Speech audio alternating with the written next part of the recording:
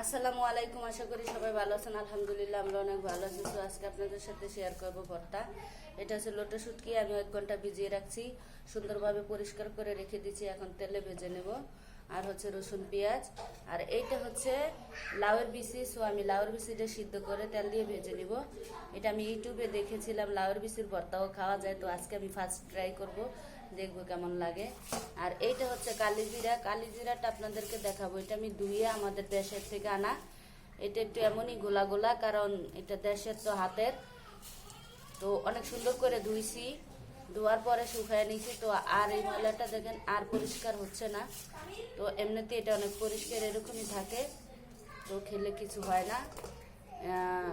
কালিজিরাটা আমি সংরক্ষণ করে রাখবো, কিভাবে আপনাদেরকে দেখাবো। আর হচ্ছে এই মরিচ, মানে কালো জিরাটা আপনার গুঁড়া করে ভর্তাটা পানি দিয়ে না করে শুকনো যদি করি, এটা 15 দিন 20 দিন এরকম করে খাওয়া যায় ডিব্বাতে রেখে রেখে। আর অনেক উপকার আছে কালিজিরা, ক্যান্সার নিরাময় ওষুধ বোঝেন। ডাক্তাররা সাজেস্ট করে আপনার কালিজিরা খাওয়ার জন্য, তো খেতে পারলে অনেক ভালো।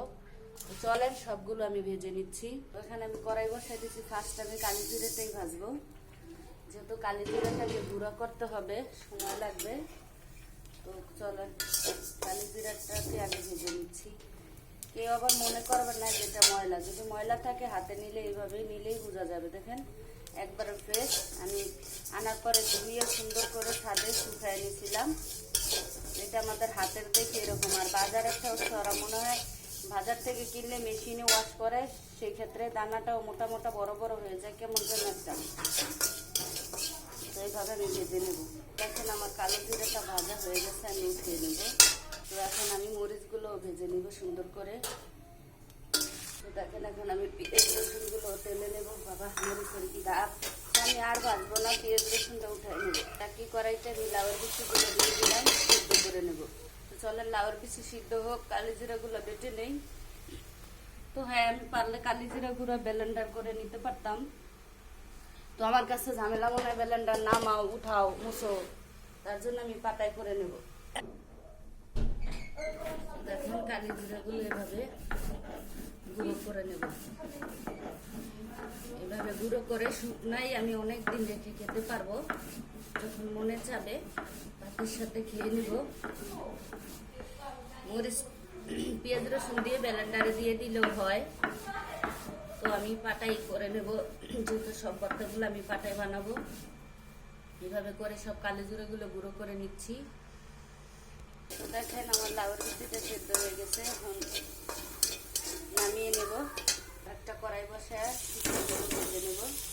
তো দেখেন আমার শুকনোগুলো ভাজা হয়ে গেছে লাল লাল করে। তারপর আর একটু ভেজে নেব। তো দেখেন একবারে লাল লাল মুচমুচে করে ভেজে নিয়েছি। এখন বাকি কালি জিরাটা বেটে কালি জিরার উপকরণগুলো দেখাচ্ছি। সো দেখেন আমি কালো জিরাগুলো গুঁড়ো করে উঠিয়ে নিচ্ছি। আর এই যে বাকিটা আছে মরিচ লবণ পেঁয়াজ রসুন দিয়ে এখন বেটে নেব। সো দেখেন পেঁয়াজ রসুন লবণ মরিচ এখন সব বেটে নিয়েছি, সবগুলো এখন মাখিয়ে নেব হাতে। সো দেখেন আমি এই যে গুঁড়া করে সব মিশিয়ে নিয়েছি। পরিমাপ মতো মরিচ লবণ আর হচ্ছে পেঁয়াজ রসুন দিয়ে নেবেন। এই দেখুন কতটা শুকনো শুকনো। এখন আপনারা যতদিন ইচ্ছে রেখে খেতে পারবেন। আমি ঢাকনা দিয়ে রেখে দেবো। এইভাবে এটা রেখে যতদিন খেতে পারবে। এখন পাটাটা সুন্দর করে পরিষ্কার করে বাকি ভর্তাগুলো বানাবো। সো দেখেন এখন লাউয়ের বিচির ভর্তাটা বানিয়ে নেব। এই যে 3টা মরিচ দিয়ে নিলাম, দিয়ে দেবো পেঁয়াজ রসুন,